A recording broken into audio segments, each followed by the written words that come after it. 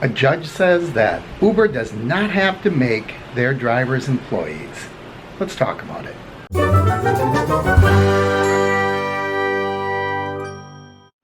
Welcome everyone, I'm Mark and this is Mark's Travel Time, and this video is for the Uber drivers out there. I know a lot of you are still watching this channel and I'm coming to you from sunny southern Florida, and boy, I'd rather be here than up north where it's 7 degrees right now. So I came across an article, actually it was sent to me by one of my viewers, and the headline reads, this is from Bloomberg: Uber judge balks at making drivers employees for now. I hate to say I told you so, but actually I don't. I love saying I told you so, because I kind of suspected that come January 1st, Uber drivers were not automatically going to become employees in California. Now this all stems from the AB 5. I don't know why we're still calling it that, Assembly Bill 5, because it was signed into law. And what that really did is it gave more of a litmus test for whether people are independent contractors or drivers. So take a little bit from this article. Uber Technologies beat back an aggressive bid to force it to treat California drivers as employees, but a judge's ruling may allow a long-running fight over pay and benefits to gain traction in 2020, meaning come January 1st, Uber and Lyft supposedly are going to be fighting this thing, and we're not going to be seeing drivers become employees come the first of the year. But, here's a big but. But the San Francisco judge also refused to throw out the case, an early test of California law aimed at gig economy companies that's set to take effect January 1st. In what may turn out to be a significant threat to Uber's business model, Chen concluded, Chen being the judge, that the case presents a plausible claim that any misclassification by Uber is willful. Uber declined comment. So what he's saying is Uber is doing this intentionally. Actually, he's not saying it. He's saying that it's very likely Uber is doing this intentionally. So what do I take away from this? What I take away from this is Judge Chen doesn't want to come down one side or the other too soon. And then it talks about AB 5 a little bit and how it was signed into law. And then it talks about Shannon Liss Riordan, and we know that name. I've talked about her many times in the past couple of years. She's that attorney that really represents drivers, and she's consistently quoted in these stories. Chen said it's premature to give the order for Uber to immediately reclassify its California drivers.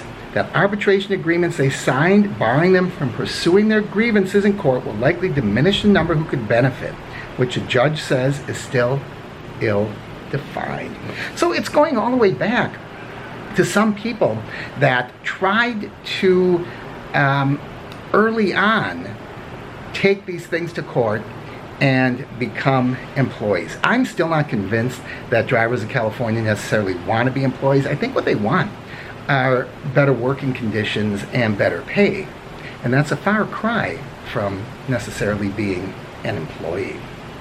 Legal experts widely agree that the test, now they're talking about AB 5, will make it much harder for Uber to continue to deny California drivers benefits, including business expense reimbursements that would ordinarily be available to employees. I'm sorry if I read that, if I stumbled through that sentence. What it's saying, to deny the benefits that employees get is going to become harder and harder and harder under AB 5. I don't know how long this is going to drag out, but I think it's going to be a long, long time. It might even be all of 2020. Uber has a lot of tricks up its sleeve. They have a lot of money. They have a lot of attorneys, and they're not going to take this lying down. But I think this is the first legal challenge. I take it as an Uber win, quite frankly, because what it's saying is, in, what is it now? It's less than 2 weeks. They're not going to have to make their drivers employees. Anyone in California, have you got any paperwork? I mean, obviously, if you're going to be an employee, you got to apply for the job, right? They're not going to automatically flip a switch. and make everybody that's driving for Uber an employee now, you know, you're going to have to go through all of the same things that people go through when they become employees. You're going to have to, you know, fill out all your information and, you know, your tax forms and all the things that you do as an employee. And then they have to hire you. Just because you're a driver now doesn't mean that Uber is going to make you an employee. So I think that this is significant. I think it's interesting. And, you know, as a person who travels a lot and uses Uber a lot, I think it's going to be quite interesting to see how this pans out, because it's certainly going to affect how often and how many drivers are available and how much I would pay as a rider. So I think this has far-reaching implications besides just the drivers. Man, this is so beautiful. Take a look at this. This is what I'm looking at today. The dolphins were out frolicking earlier. I was down there walking along the beach and they weren't probably 50 feet out. So thanks for joining me, everybody. As always, I encourage you to like and share the videos. If you haven't already, please subscribe, ring the bell icon up above so you know when I post new videos, and leave your comments down below. Especially if you're an Uber or Lyft driver, I'd like to hear what you think about this one. From sunny Southern Florida, I'm Mark from Mark's Travel Time.